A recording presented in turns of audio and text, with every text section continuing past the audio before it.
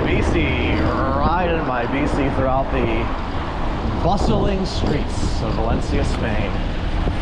So much activity, so much life. It's almost overstimulating, but great cities have a way of stopping short of being overstimulating. When I start riding out of my neighborhood for a Safa, sometimes I have trouble starting to talk because I'm just looking at all of the different activity that's happening around me.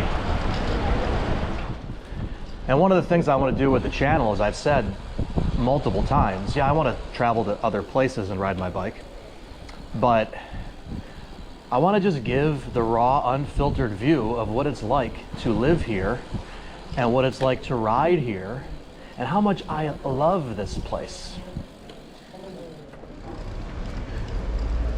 But it's difficult to even not overthink what sounds like such a simple and straightforward approach.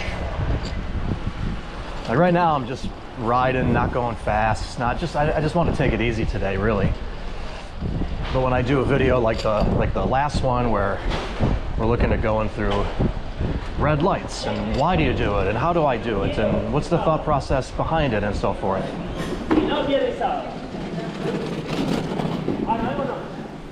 That's when I ride a bit harder and the wind kicks up and maybe my voice gets a little distorted. And another YouTuber who I love and admire, two of them actually, Sean Forno and his wife Lainey, they have a YouTube channel called Days We Spend, which focuses on the Camino Santiago. And they're really good. One thing Sean said was, oh, you need a windscreen, man. You gotta the wind makes the audio rough to listen to. But the one thing I'm hesitant to do is get a windscreen and cut that noise, because as much as this channel is about showing what it's like to live in Valencia, it's also about showing what it's like to ride your bike, to be an urban cyclist. And I think one of the things that cycling advocates don't quite understand, many of them take on this attitude that, well, everybody should just ride a bike. Like the ultimate goal would be that pretty much everybody rides and nobody drives, and if you're not riding, you're walking or taking public transit. Now, I can get with the vision of the split being walking, biking, and public transit, with the car taking up a very, very small percentage of that. But the people that advocate cycling, it's a tough thing to approach, right? Like, can a majority of people cycle in a place? Well, Amsterdam is a great example of, yeah, that can be the case, that can happen. But can that be closer to the norm around the world? I don't know. Especially when you're talking about cities like Valencia and other very urban places that are busy. Lots of pedestrians walking around, lots of other bikes, buses. There's going to be auto traffic. Like, riding your bike in these environments is not the easiest thing to do, and it's not for everybody. And the wind, to me, is just one of those elements of the experience when I ride that drives that point home. And I think the point needs to be driven home, right? Do I want to encourage more people to ride their bikes? Absolutely. I would love it if somebody said, boy, I watched your channel and it kind of got me back into cycling, or it got me into it to begin with, and now I ride my bike more than I did before, or I use it for utilitarian purposes or to commute or whatever. That would be super cool. Super, super cool. But I also realize that it isn't for everybody. And the wind, which is one way to use audio to depict the struggle that you are sometimes up against when you ride your bike, is one way to get that point across. And I think if you lose it, you lose some of the reality of what it feels like to ride. The analogy I thought of the other day, my wife's daughter is into like that super heavy metal music, right? Like death metal, I guess they call it. She went to see Pantera the other night. Haven't listened to Pantera in a while, but they're probably on the lighter end. But one of the first things you think of when you listen to that type of music is, my goodness, I wish they would just bring up the guy's vocals and bring down the guitar, bring down the instruments, because I can't understand a word of what he's saying. But that's part of it, right? Like, that's a major part of the allure, a major part of the, not even the allure, of just the experience. It is the intensity of that music that is just this sort of like non-stop, full force, grinding sort of rage that if you lowered the guitars and all of the instrumentation and brought up the vocals, you would just lose really what's at the core of that type of music. And I feel that to a certain extent, you would do that. I would do that with these videos. I'm not trying to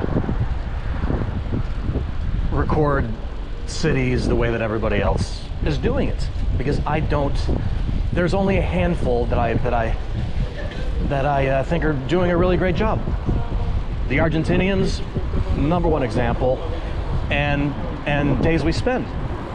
Another example, but in a different context. What they're doing is different than, and they do some of this, but their core isn't traveling to cities and giving you a view of how it actually is, what it might look like to live there. While I think that more people should be cycling and could be cycling, I also realize that it can be a bit of a grind. It can be hot in places like this, and you're sweating, and it can be a little bit nerve-wracking. And to expect everybody to do it, or to present it as this clean and easy alternative to the automobile, is just, it's sort of like living in a fantasy land. Like, you can't really make real change unless you come to the problem with some context and a realistic view of the problem and the potential solutions. And I don't think a lot of cycling activists do that. I find that I stumble more in English now that I'm learning Spanish. It's really kind of annoying. Like when I'm riding right here, right? Going a bit slower now because I have somebody on a scooter in front of me, but I enter a different type of riding environment. And the wind kicking up signals that auditorily. It signals that I have entered a different type of environment. Now, so for example, right?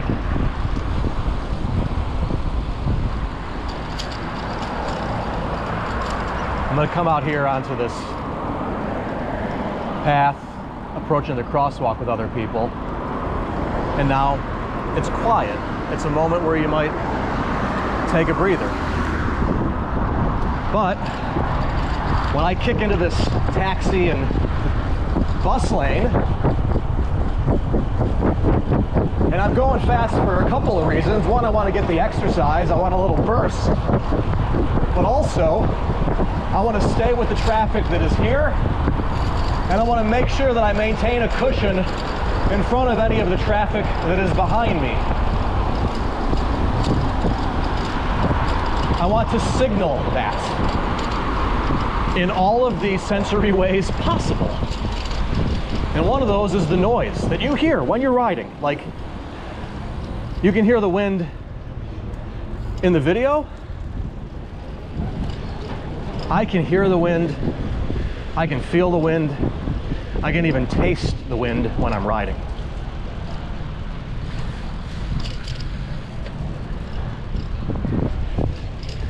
Just like when you listen to death metal, you can hear the guitars clashing with the vocals. You can feel the guitars clashing with the vocals. All of it. It's a complete and total sensory experience that If you change one element of it, you lose the complete picture. So that's my philosophy on wind and riding through the street. But yeah, you just gotta show up every day and do your best. That's really what it comes down to. If you do that, the rest theoretically should follow, right? That's how I've treated every other project that I've done. Medium, Substack, my freelance writing career in general. It's just show up every day, do it the way you think it should be done.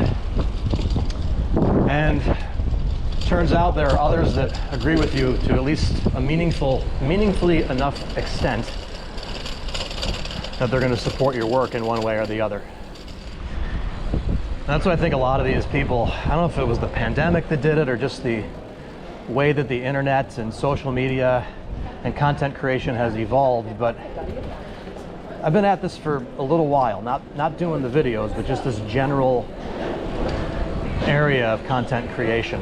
And people think they're just going to show up and do, hey, these are the 3 things you're going to encounter in this situation, or here's the history of this market, or whatever.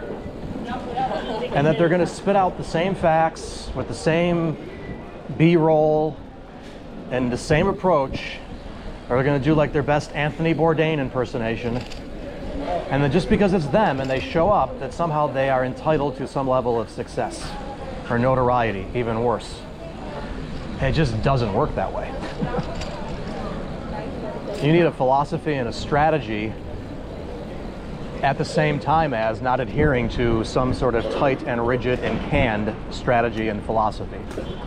And I think when you understand that, you get a little bit closer to getting it.